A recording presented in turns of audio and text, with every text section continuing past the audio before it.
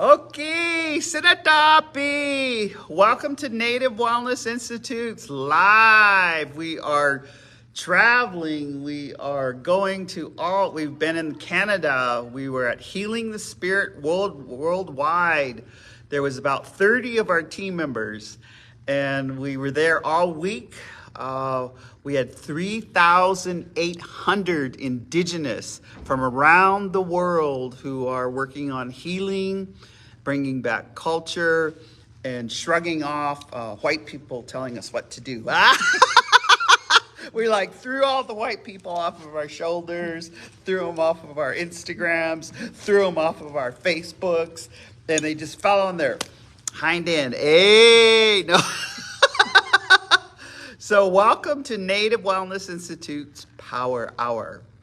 And we have such privilege this week. I'm sitting with Dr. Sydney Stone Brown, and we have 150 clinicians, but also traditional cultural people eating a cheeseburger right now. So then we just kind of wolfed down our cheeseburger, and they gave us some iced tea. And so we thought we'd come to you live. Today is really, really, really special. Today is, we're moving into equinox, we're moving into solstice. Tomorrow the whole earth shifts. Tomorrow the moon, the sun. And we just want to remind you, Native Wellness Institute, sometimes we don't know why we feel like, or why we feel like, ooh, and a lot of it has to do with our spiritual grounding. So our special guest, I guess we're going to say our topic is spiritual grounding. And in this year, in this day and age, as we go into look forward to 2030 in the future. And then we're reminded, and that's what's happening here, is we have all these clinicians and all of these healers. They're reminding us that we just came out of a pandemic.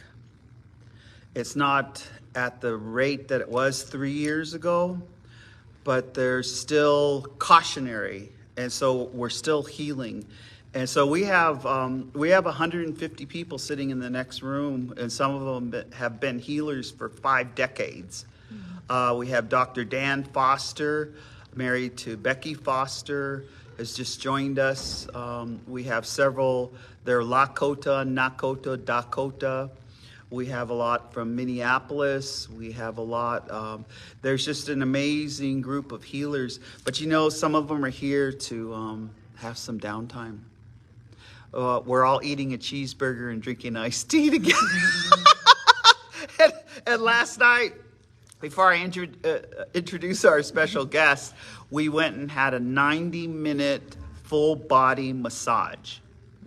And then after we got a full body massage, we were put in the chair because a lot of what we were carrying, and this is when you're Indian, this is where you carry your people. Your kids when they're misbehaving, your exes. You don't even want to carry them anymore, but they send right here that you got that bill you got to pay, you got a budget, you got to get a new car, and snow is coming. I just crack up. Yeah, you better get it together because the snow is coming. So welcome to Native Wellness Institute's Power Hour. I'm sitting next to someone that I love dearly. I grew up loving her because she was one of the first Blackfeet women that I saw doing treatment in a different way. Now, I went to treatment at Betty Ford Center, and I ended up going to an all-women's treatment program, and that's what stayed for me. And it helped me with my codependency, Al-Anon, and then it helped me, about 40 years ago, I was trying to quit drinking, and it finally took, and I'm working on 36 years. But, on some days, man, I just still feel goofy, eh? I just feel goofy, I know I'm drinking some iced tea right now, and I usually don't do caffeine, but as most of you know, I've been up in Canada with Healing the Spirit Worldwide. We had 3,800 of us all together, and now I'm just in the Black Hills, and it's so beautiful here. It's just I slept 8 hours last night, and the night before I slept 8 hours. And I had some good dreams, but we're in a really powerful place. Crazy Horse Monument's just right over here. Where the Black Hills are just right here. There's Lakota, Nakota, Dakota speakers all in the next room. They fluent speakers. So we're in a really precious place. I want to give a shout out to Cecilia Fire Thunder, who called this morning and said she would hold us in her prayers for us meeting today. But without further ado, I have a special guest today. And I call her Sid. She's written books. She's developed treatment programs. And we were just laughing because last night we were just being wild in the streets, and we went and got that hour-and-a-half massage, and it's dark, and she has her little puppy. We're just like cruising the streets where two grandmas shouldn't be on the streets where we were. But we just said hello to everybody. Okay, Senadopi, how you doing? Just meeting two grandmas, how you been? We're just, blowing them kisses. Anyway, they didn't accost us.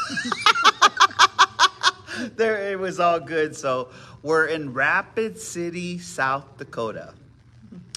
And there is the Greater Plains Behavioral Health. So all the clinicians are here.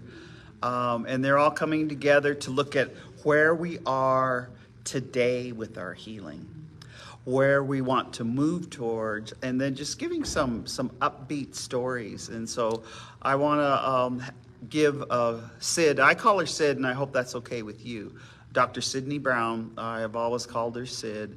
And Sid and I, we've known each other more than 50 years, just working in the healing field. I was a sick codependent. I thought I was just a sick codependent, and I didn't need to quit drinking because it was all these alcoholics I was trying to sober up. Long time ago, and then I realized I was an alcoholic. So they call it coming in the back door. So I would go to all these codependency, Nanakoa, all that kind of stuff, and do that kind of stuff, and where I had to quit drinking. So that my family intervened on me, and my first treatment program was Betty Ford Center in 1988. And I lasted 77 days, and somehow my car just drove me to the bar. And I stayed drunk for 3 months. I just couldn't, and I needed help. So I went to an all-women's program. And that was what I needed, was an all-women's program. And they were mostly women of color. And African American, some Indian, some Chicana. And that was where I started my journey of sobriety. And so I just want to, that's my qualifier. But I just want to, as I'm introducing Dr. Sydney Stone Brown, Sid had a lot to do with my recovery. Because I admired her. I looked up to her, and she was helping Nara at that time. But I looked up to her because she started to say things that I heard nobody else say. And they were things like, depending, if you're Indian, that's just my Browning accent. If you're Indian, did you grow up Indian, or did they force some other outside religion on you? Or did being Indian, did you speak Indian? Did you pray Indian? Did you act Indian? Yeah! And did you look Indian? Anyway, so Sid was a saving grace when she started to say there's different levels of acculturation. There was 4 stages, and there's 8 stages, and there's like where you're just a real Indian, and then over here where you're Indian but you're acting white. all tried to do that. I had a hard time. I just couldn't act white. Anyway, that's just not in me. But I love some white people. I think two. No. I love Indians. I love Indians. And I think that we have so much to offer. So I wanted just to, all of you, welcome to Native Wellness Institute's Power Hour. And we get to hear some wisdom. And so I want to have Sister introduce herself and tell us, like, who are you? Where were you born? How did you get this PhD and not go crazy? She got this PhD. and we'll let her. So introduce yourself, Sid. Hello. The first thing I want to say is I came this color. It's a good color. And my friend John Spence in Portland used to say, Sid, don't get a tan, because if you do, you can't pass. We got to send you to these meetings and see what these people are really saying. So that's my introduction of who I am. And I have family who is very assimilated and done very well in the modern contemporary world. And one of them said to me, well, you're no more Indian than we are. I said, yeah, but I made different choices. We got to make a decision. Who are you? Where'd you come from?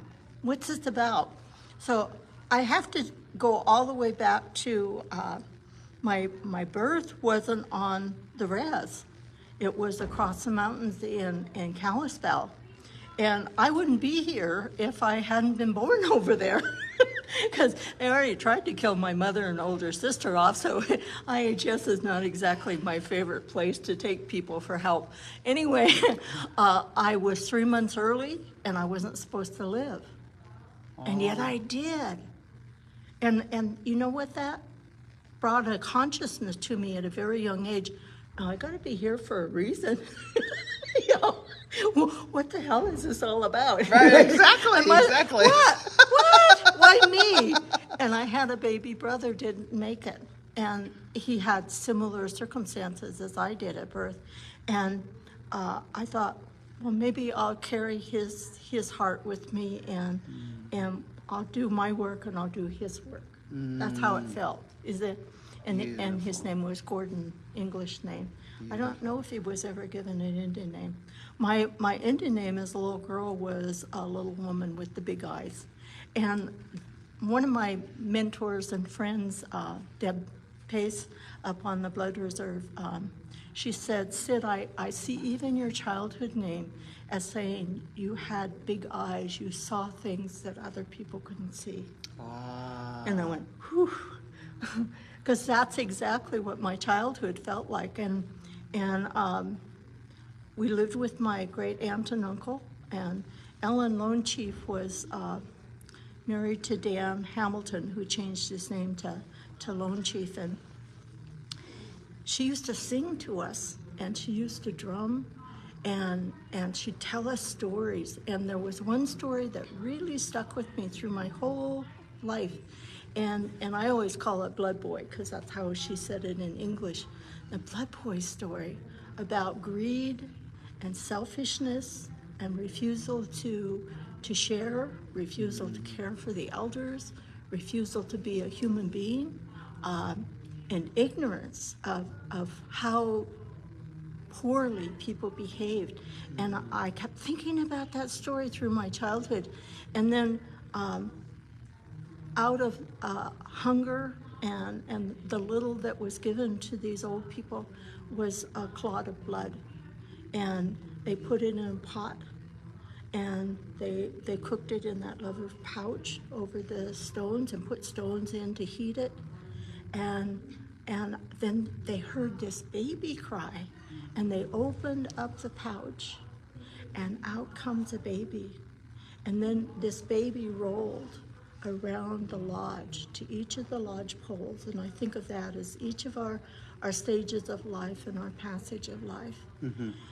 And then when the baby got to the outer door and was there, was grown man, And he told his people, I will take care of you. And we're going to think of this as something that I need to do. So even then, I understood that we all come with a purpose, a reason for being here. And he came with a purpose to help these old people.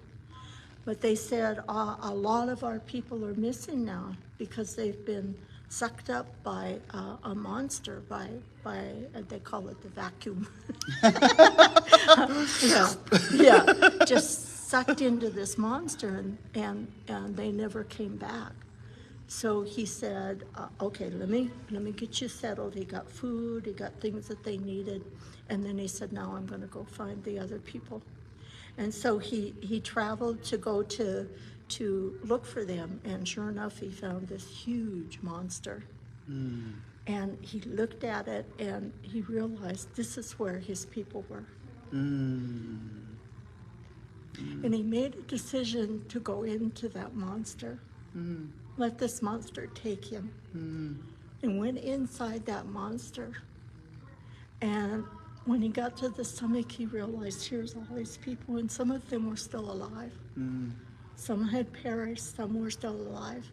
So he went and he broke off a rib from this monster, and he punctured a hole and opened up the stomach so that people could come out. And as they came out, he helped them clean off, helped them be alive, helped them prepare to go back to being the human beings that they were. That to me is my addiction, and that to me is my recovery.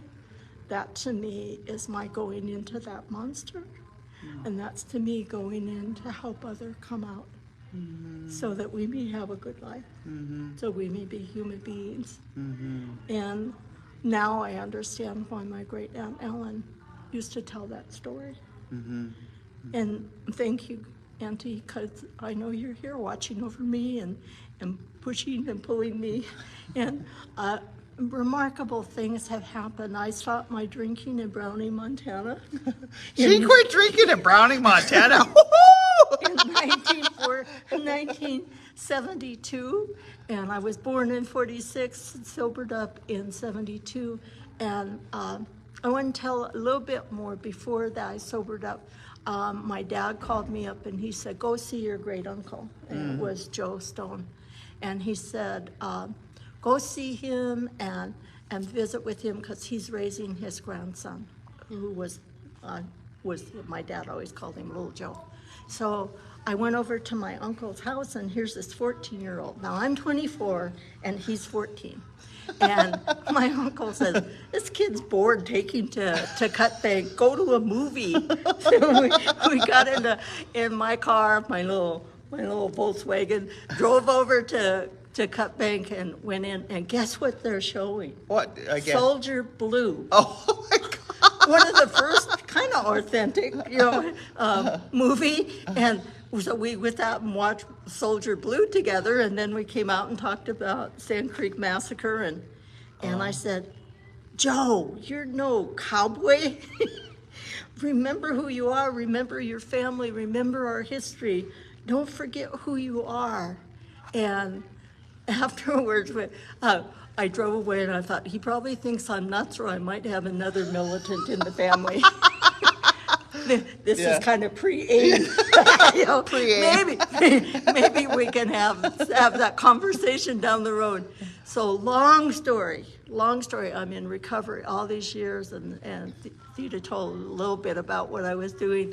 And I took a contract with a tribe in Oregon, and I was a provider and supervising clinical people in addiction. And we're going to interview a psychologist. And I go, okay.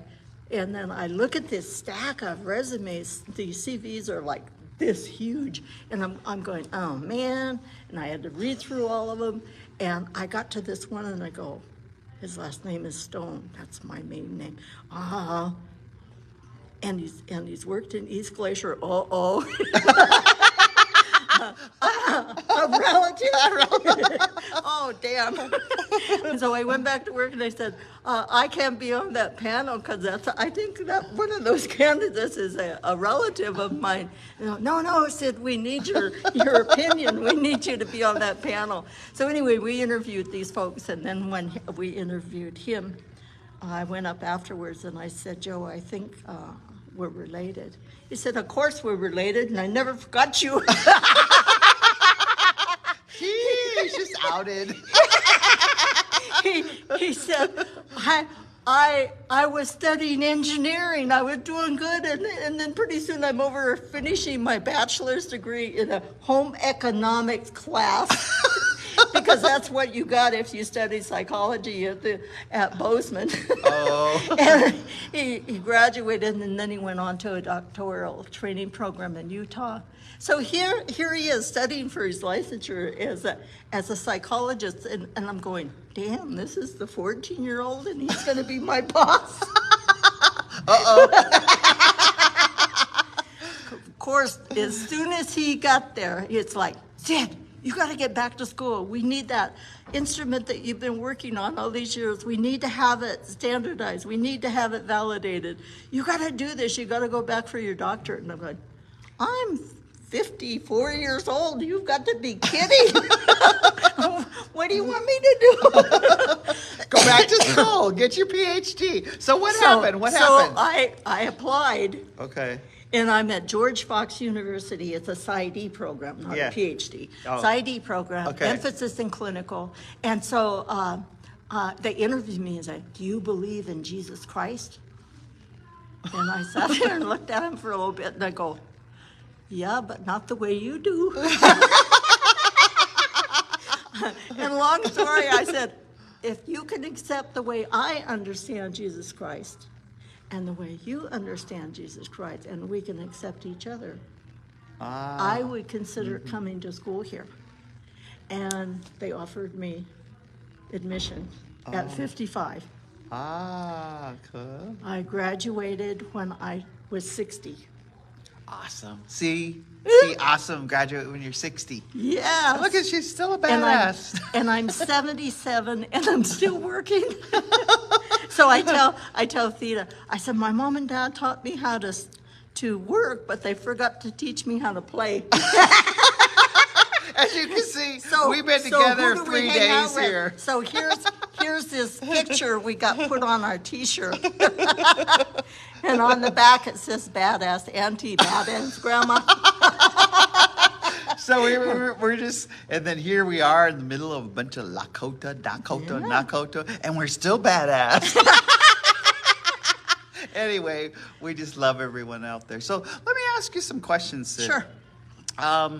I understand that you brought your book, and this evolution of this book, it has helped so many. What it helped the tribes that I work with, it helped when you have a Blackfoot person, on the American side, and you have a Blackfoot person from Canada, or one that's half, a quarter, any that it flows through their veins, they think different. Mm-hmm. And the difference, I just think, I'm 43/64 Blackfoot. Now get that. That's the, mom and dad, and it's interesting. on my ending card it says 43/64, and I always thought, wow, they really got me dissected. And does that mean the rest is and I've explored the being part Irish in the other part, and I really love Celtic music.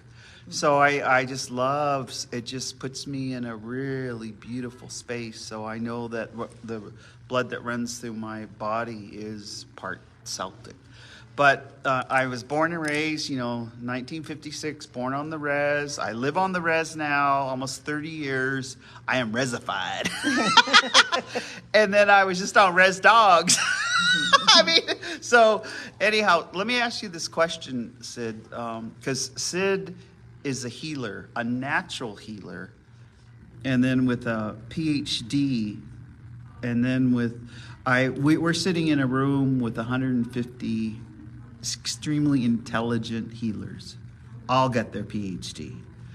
Let me ask you this question. In 2020, 2021, we're coming out of the pandemic. What do we know about healing? Like presently, we're going into the holidays. We're going into winter, the blizzards where I live. What do we know about healing? Just from your wise wisdom, because I always look to you. I always treasure how you see the world. Like, what do we know about? I mean, when people say stuff like that, I want to look behind me. Who's she talking about? Well, no, because like one of the things. I mean, you taught me on this trip. She has the imida. Imida is a four-legged spirit, and imida means in Blackfoot the spirit that travels around. And all my life I had imidas. And one of my favorite just passed away, Okan Iron Pipe, some of you know. And I'm just like, I can't believe how much it triggered my grieving in a good way, because there's deeper levels of healing. But here, this dog, this imida, I treasure, and even though he's gone, I talk to him. And one time I was just really talking to him, and he's dead, his physical body, but he went, oh, like how I used to. So so Sid, could you please tell us something about that? I lost my husband in 2021 after COVID, and we both survived COVID and didn't get exposed. And I lost him because he was exposed to Agent Orange in Vietnam, and I was just heartbroken. But we always knew his life was shortened because of his service in Vietnam. And I had to deal with my anger towards the government. Memories and things come up. My auntie was sterilized. My uncle lost his eyesight because of some white researcher that came to see if they could figure out how to deal with glaucoma, because it runs in our tribe, and scraped his eyelids, damaging his eyes, and he was legally blind as a result of that. It would have happened to my dad, but he got wind of it and ran home to tell his mom and dad what they were doing and trying to save his brother. But by the time they got back to the school, the procedure had already been done. So I learned about unethical research and the damage, and using us as guinea pigs to be able to do whatever they damn well wanted to do, and how that created their wealth and their recognition, but it's always at someone else's expense. And so my knowing and understanding is that my husband is still with me. He's just in the spirit world, and I'm studying for a national board exam, and I'm going, damn. And he goes, you can do it. Go ahead. You can do it. Because I want to do some telehealth services, and there's no retirement. Dad always said you just get tired. So remember that Indians don't retire. But we do. So tell us, Sid's in New Mexico now, and we're here with all of our colleagues, and it's just so blessed. We're just laughing and making, and they're not too crude, but jokes about teasing each other. It's a teasing, but there's such respect in Dr. Dan Foster is here with us, and then we just have so many colleagues from South Dakota area. It's just and they're all healers. There's young, and it's just amazing. So Sid, like where we are, we just came out of a pandemic, and I was just this morning, I was so glad I slept, but I was just saying, Creator, I have to go back to just living 24 hours at a time. And I slept good, and just living this 24 and helping with this effort. We're at a place right now where we're hearing the stories that hurt. We're hearing them, but we have the healing. We have the smudgers, we have just really peaceful, calm healers. You know, just and they didn't ask nobody's permission. They just lit a smudge. They didn't ask nobody's permission. They just started smudging everybody. We just I guess we took over the building. And you know what? They didn't tell us to stop. It wasn't like boarding school where they just took over. But since we have you here, and your book, I love your book, and I put it down sometimes and I pick it back up, and I'm going to start because the winter months are coming. We're heading into, tomorrow is a shift in winter. Tell us about how it evolved and what you're doing with it now, because everybody in that other room, the 150 here, want that book right now. So, but how did it evolve? What's in it? I mean, why is this book so special? Well, when I first started my dissertation, I found a lot of things, and I would show them to my chair, and she'd say, "No, that doesn't go in your dissertation, but set it aside. You'll use it later." Well, a lot of that actually is in the book. So it's 40 years of experience and my just talking from my heart to be able to say, this is how I came to understand and to know what happened to us as a people. I found myself moving towards assimilation into this dominant society, and I wouldn't allow myself to go that way. I wouldn't allow myself to be totally immersed. And as I worked as a provider, as a counselor, as a therapist, I started understanding that those people who were totally assimilated were some of the more damaged individuals, because they look Indian on the outside, and they have nothing on the inside, and they know they're Indian, but they don't know what that means, and they're so lost and they're so wounded and have so much trouble. So for me, it was like, I don't want to go that direction. And so then I turned back to the elders, turned back to teachers, and the Lakota actually were my first genuine teachers. Fool's Nice. Crow, Brave Buffalo, Rufus Charger are all in the book, and I talk about how they helped me in my own transformation of finding myself and my sense of self, and how I shared that with others. And then working with people in the Lakota Club in Salem, Oregon, the prison, working with street people, working in the communities. I found me. Where'd you find Sid? that when we talked to each other about our experiences, it didn't matter what tribe we came from, they were all very similar experiences. We had more similarity than we had differences. And then I started understanding that it's not the color of the skin. It's not even where we were raised. It's our heart. It's who we are, and if you listen to that spirit self, that spirit self will guide and support you.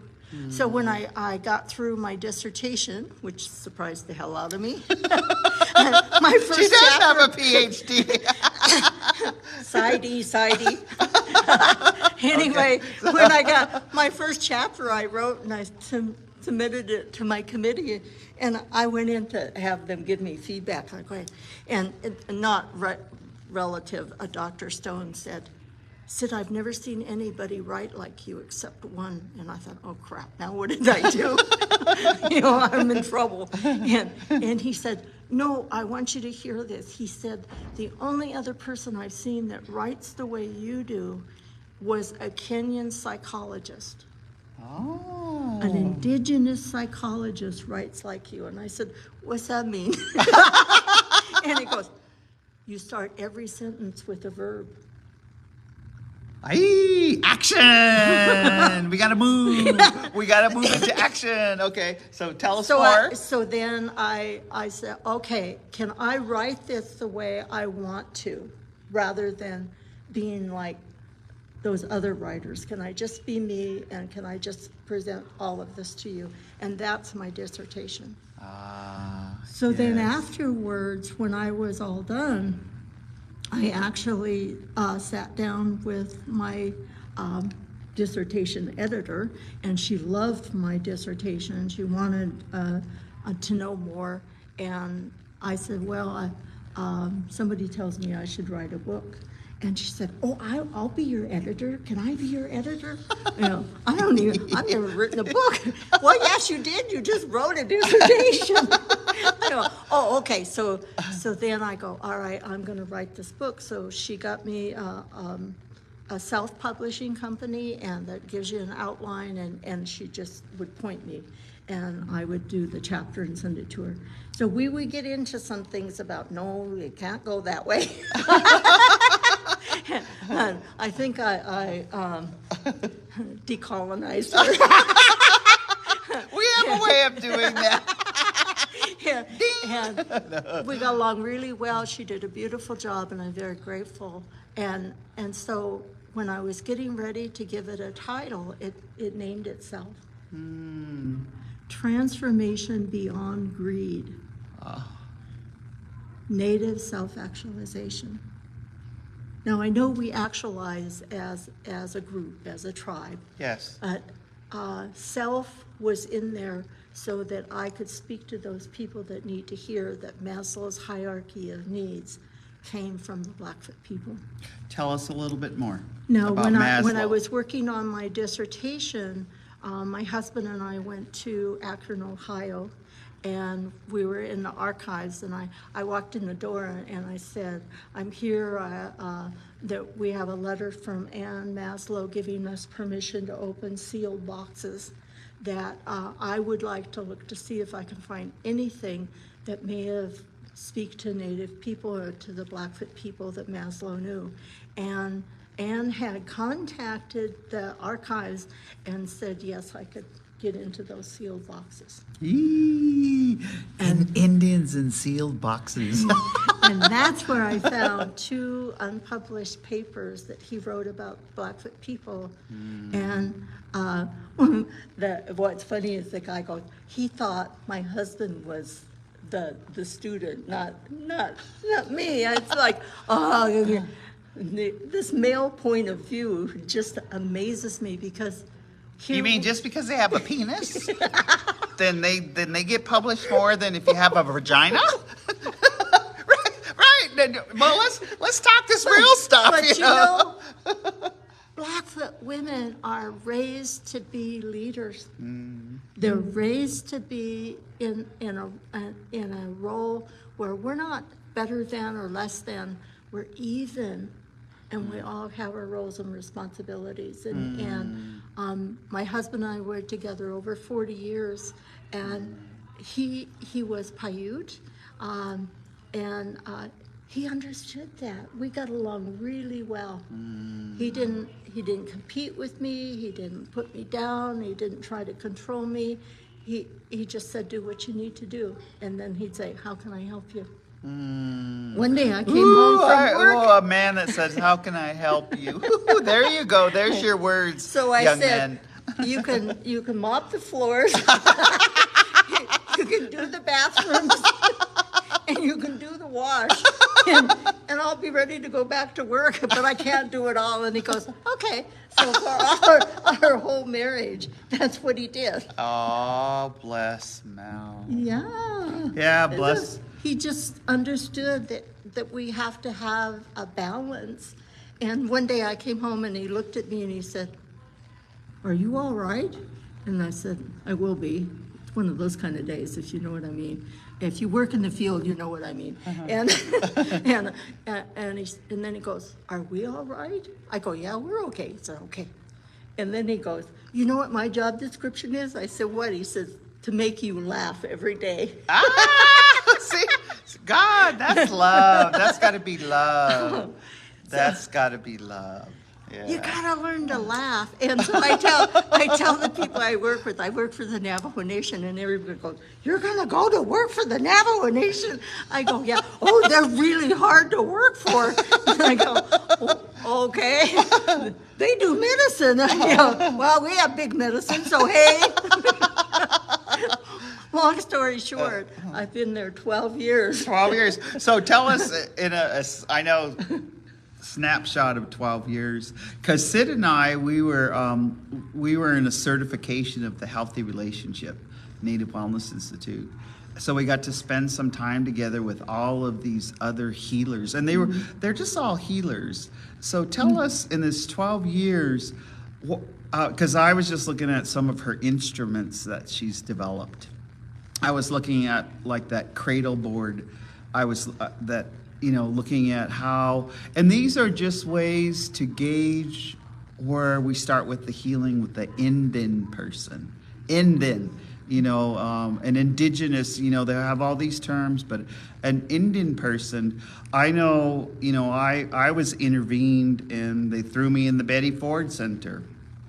And but my hustle was strong. I even hustled to get detox because I was really afraid of seizures, because my dad had a seizure every time he drank, and I witnessed the seizures. So I remember once I was detoxed, and once I went through, I was with all women, and there was a couple with Two-Spirit, but they were all women. I needed to heal with women. And not be hustling, and it was, one of I do a lot with Two-Spirited community, Steve Barrios and Raven Heavy Runner, and they just had their 27th annual Two-Spirit conference. And last year, Muffy, who is from here, from South Dakota, when we were partying, she goes, "I have a question for you." And I go, "Yeah, Muffy, what?" And she's like ex-police officer, used to guard Cecilia Fire Thunder most of her life, and when she was on council, and she goes, "Are you Two-Spirit?" And I go, "Dang, Muffy, no one's ever asked me that. I think I'm 5 or 6." And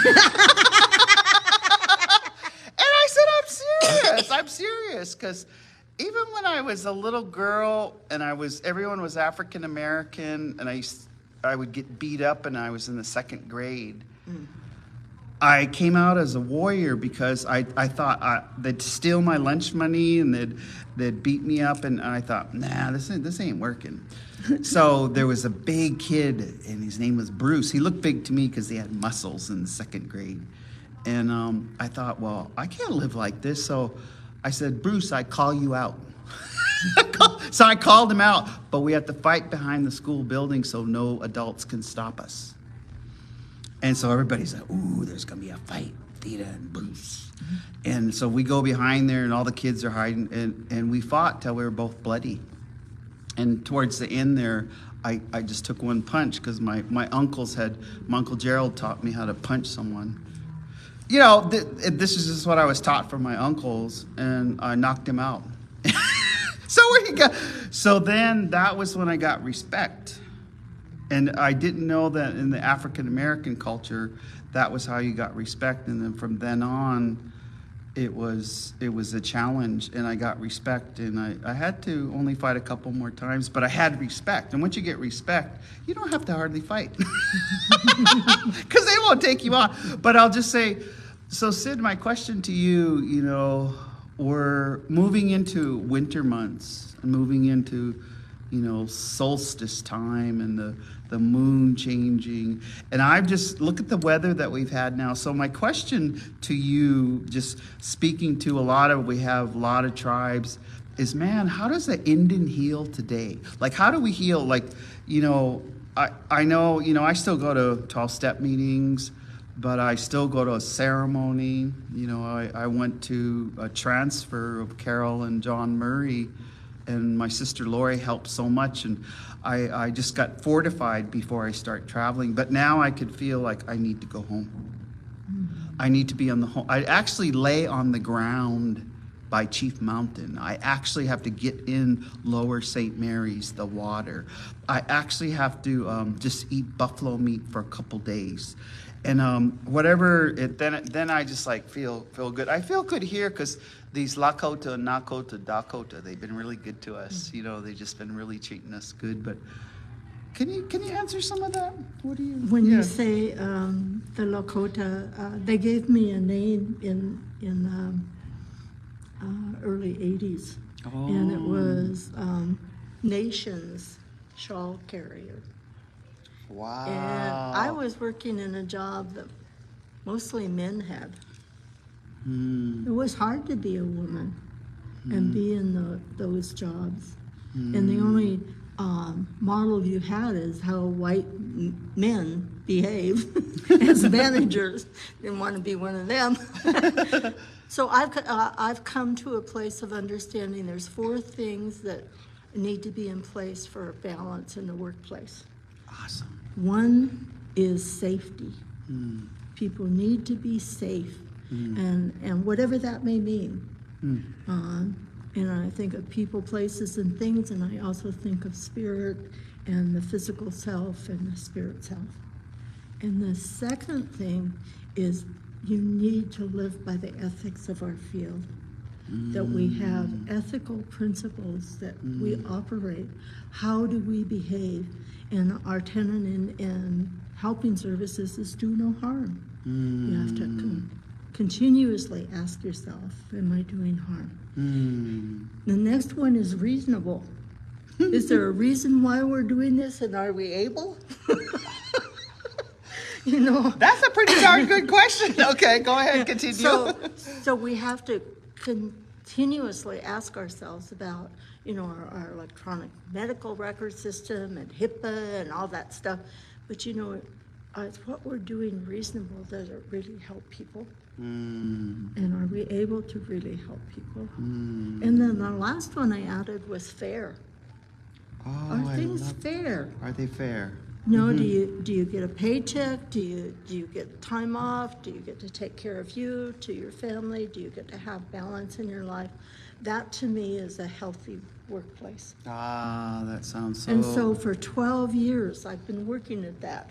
Yeah, so I tell us, like, grab a couple of the fruit hanging from that 12 years. If you could grab, like, what are some of the 2 best things that happened conducting yourself like that in that 12 years? What has happened? Well, I would be picking up on negativity because I kind of can check it out real fast. And I actually went and started to see a Navajo helper. And I asked lots of questions, and I asked to be taught. I offered tobacco and gifts and thanked them for helping me so that I could be in a good way. And now, like 11 years later, this helper says to me, so Sid, all the time you've been down here, what'd you learn? And I thought about it for a minute, and this is what came to me.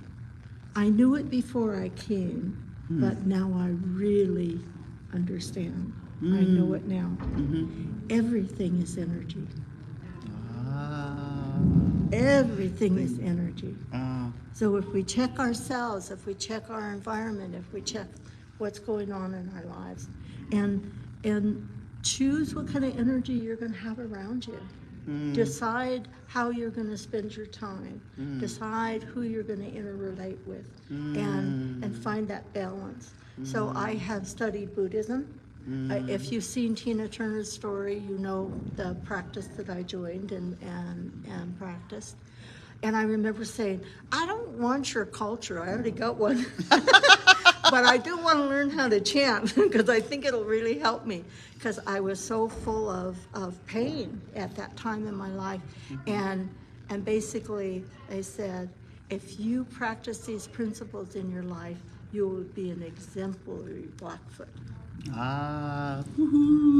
So I go, I think I could do this. So that's when I started chanting, and whenever I would get really distraught, Mel would come and take me by the shoulders, and he'd move me into the room where the Butsudan was, and he'd say, don't you think you need to chant? He was my bodhisattva. And he always was protective, but he let me work through that pain. So I went to AA, I went to NA, I went to Al-Anon, I went to ACOA, and then they came up with AMAC. And I said, they're going to come up with another acronym and I'll qualify. So I first had to do my own work, and then you begin to have compassion. But first for yourself. Yeah. I didn't know. Yeah. I couldn't have done it any different. Wow, that self-care. In my first master's program at Oregon State, I heard this mantra, and I never forgot it. Given the circumstances you were in, the information that you had, the way you felt, that day, you made the best choice you could. You're in different circumstances now. You feel different. You have new information. You would make a different choice. Or maybe. Yeah. And that really helped me in that beginning, that journey of compassion for myself and over time for others. And my quote for the day, I don't know if it was you or who said it, but I loved it. It said, the old man came to a meeting and they asked him if he had any resentments. And he was quiet for a minute. And he goes, no, they're all dead. So it's feeling pretty good. They all died. Old lady humor. So that's 77-year-old humor. Yeah. So, most of you, Nistu Nidaniko Makoyo Sokoi, I've only carried that for 7 years. And I still go to AA meetings, and I still drop into NA, and I still go to some ACOA. I love the ones in Alberta, Canada, because during the pandemic we went virtual, and so I made friends with people that I've only been, like we're doing in this format here, and I'm really looking forward to meeting some of them in real person. But I guess my last question to you with the time that we have remaining is, Sid, how did you heal? Like I'm pushing 67. You're like 10 years older than me. What's helping with your healing? And this is to you out there, reevaluating your healing. Like for instance, right now, this is the first time in my life I'm not taking care of anybody. I lost my dog. I'm not seeing the boyfriend that I was seeing. I kind of have a new boyfriend. Then I have 3 more boyfriends. No, I'm just teasing. I'm single. Are you snagging? I go, no, my snagging days are over. I'm 77. I can't play those games. I can't play those games, and I can't play with someone's heart and spirit. But in our time remaining, you're such a wealth of information. If someone came to you and said, okay, tell me in 5 minutes, what should I do to heal? Like, give us, and she is a psychologist. She does help people heal all the time. I'm going to tell you what my Cree teacher taught me. Please. Now, if you know Blackfoot and Cree have territorial fights, we have that. Yeah. Anyway, so here I got a Cree teacher, Eddie Belrose, and he goes, 5 little devils. I said, what's that? He goes, devil's not out there. Devil's right here. And he goes, stop caring, feel inferior, envy, resentment, jealousy. Oh, I like that. And then he said, now figure it out, because it's always in balance in the world. Creator always gave us balance. So you have 5 gifts. You have 5 devils. You have 5 gifts. And it's going to be a mirror. So what are your gifts? So what I came up with is start caring. Start caring. So if I stop caring, all I got to do is go over here and start caring. Oh, I like that. And then instead of inferior, accept myself. So how did I introduce myself today? This is the color I came. tan up. I'm not going to put makeup on you and some eyelashes. Okay, so continue. So start caring, accept yourself. Instead of envy, appreciate that other person's gifts. And instead of jealousy and resentment, instead of resentment, respect. Take a second look, 2 looks. Find something you can respect in that person. And instead of that jealousy, you come over here and you show compassion. That's love. So when you put those things together, this is our life, you know? So Ed was my teacher for many years, and I just loved him dearly, and he was a wonderful person. And he'd come every year, and he would check on me and see how I was doing. And one day, my girl, my oldest daughter, was about 3, and she came running in the screen door and bang, and she said, "Mom, can I go across the street? Mom's gonna help me so I can go across the street. I want to play with my friend." And I said, "I don't care, go ahead, see if, just be careful." And then after she went out the door, Ed looked at me and he said, "Is that true?" And I said, "What?" He said, "That you don't care?" Called you out, huh? What do you call it? A Blackfoot out? Those fight birds. What? Called And you then out. that's how he taught me the 5-year-old devil. But He came 4 years in a row. Every year he come. And then that 4th year he came, he said, "What are you doing?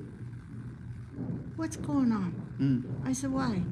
He said, "You're different." I said, "What?" He said, "What are you doing?" And I started talking about what I'm learning from my Buddhist practice and the practice of chanting. That's a meditation. Now I'm meditating. And he said, "Well, let me put it this way. Whatever you're doing, keep doing it. Because I've seen more changes in you in the last 4 years than I've seen in people who Sundance for 15 years. So that's when I understood this is an internal job. Tell us more. I can't change anybody else. I can change me. I can decide what kind of presence I'm going to have and how I'm going to function. And it's up to me to be that presence, and then that other person can be safe. And then they can do their own introspection. They can do their own healing. And all I'm doing is supporting that process. So making that safe space. Yeah. And you know, the 2 of us were here in South Dakota, and we hadn't got to, we've been in together at places, but you know, it wasn't downtime. So this is how Ishtabad creator works, is we were on the same plane coming here, and I didn't know she was coming, and she didn't. So then I said, well, they're picking me up, and I'll message them. They can pick. So we got to ride together. We're staying, our rooms are across from each other. We've been eating together. And then we both have boundaries. I see your boundaries and I respect your boundaries. But one of my boundaries is I mellow down about 5 or 6 from work. Because I'm a recovering workaholic. And that wasn't healthy for me. And so I just move into fun things. And so we just randomly, you know, she had her dog, and she didn't even have her wallet. I didn't know. It doesn't matter. She said, "We're going for a walk." We're going for a walk. I don't take my wallet with me for a walk. Right. Me. Yeah, anyway, so we go for a walk, and I go, hey, I think I know this place. Oh, let's get our nails done. But I'm going to be shooting a film. I'm going to be shooting a film at home, so I have to look like a badass character with no color. Anyway, so I'm shooting a film starting, and I go, well, let's go in there. So next thing, 2.5 hours later, they're massaging our feet. They're putting good smelly stuff on. They redid, and I go, but our feet can be loud. You should see her toes. And then my toes are gold. They look like gold. And her toes, she said, I go with the subtle. I go, no, get something wild. Woohoo, those toes are wild. And then, that was Turquoise. Turquoise, yes. Very turquoise. So beautiful. You want to wear them. Wear her toes. So then the second night, I go, hey, there's a place in there that gives a massage. So we end up, and we got her little dog, and this little dog's legs are about this long. So we're the three of us, we're jesting, Imida, spirit that travels around. The dog even comes with us. We got an 1.5-hour massage. I got all of the tension taken out. We were just so limbered up, and that we just got massaged in every part. I almost had an orgasm. He wasn't massaging me. I got cheated. It was, but it was so beautiful for us just to, and I guess that as we're kind of winding down from the power hour, I wanted you to meet Sid because we've known each other more than 50 years, I think. And I've always looked to her as, I guess would be an older sister or our sister. And we've always, no matter what's gone on, we trusted each other. But I think that, sometimes remember we heal when we trust our own people. And if there's some you can't trust and they need to do some more healing, hang around the people you trust. And so I could always, no matter where Sid was, and so this time I wanted, welcome to Native Wellness Institute's Power Hour. I asked her, would you come have some dialogue? So in our remaining minutes, take a couple minutes and tell me what you're looking forward to in the next few years. You talk about Imita. My dog, I'm listening to Blackfoot language tapes, and Imita comes on and she pops her head up like this. And oh God, she speaks Blackfoot. Hey, dude, I swear I was talking Blackfoot to her. And she was like,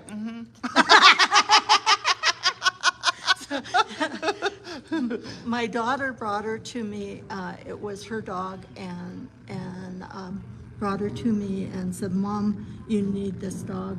After I lost my husband, and that dog saved my sanity in those first few days and weeks. And when I would be feeling really sad, she would put her head on my chest and just stay right there.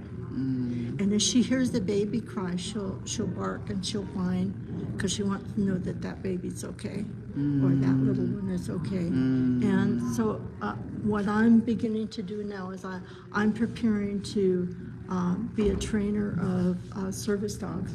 Because I think us baby boomers are going to need all the help we can get. And I know that those little spirits with those 4 legs, whether they be the big dog, a horse, or little dog, they help us and take care of us. And so I'm wanting to learn as much as I can with that. And get licensed so I can do telehealth. And my mentor in licensed psychologist in Colorado, Dr. Diana Dakoti Sabi, does telehealth, and she is okay to practice in 23 states. Ooh, I like that.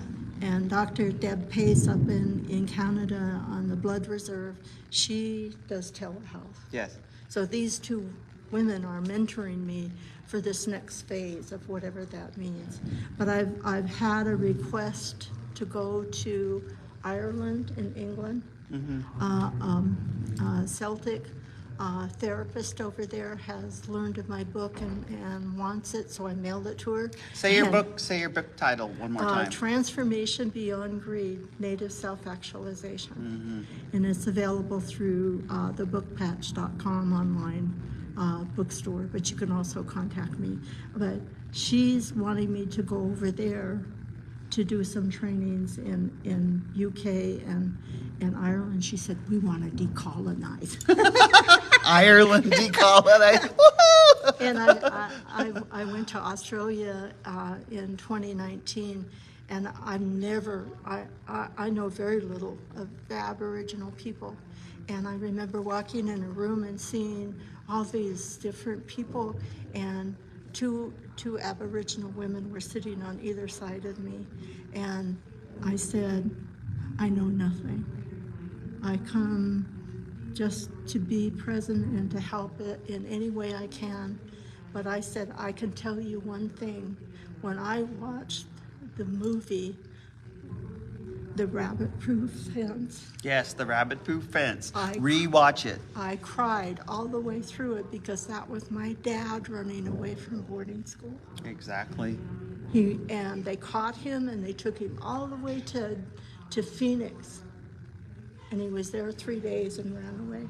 Yes, yes. And got all the way back home in Montana. Yes. So I said, that's my dad's story. That's what he went through. And I Yes. said, this is how I relate to you.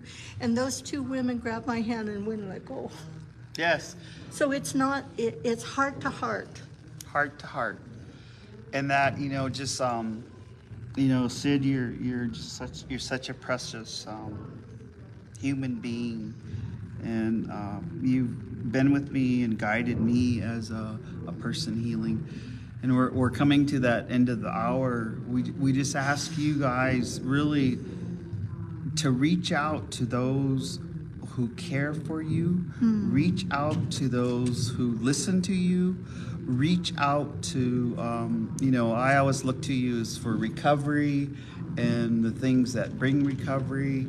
And now here we are, because this is kind of interesting, because we're with the group, we're surrounded by Lakotas, but we're going to head back in there. But I want to thank you, Sid, on behalf of Native Wellness Institute.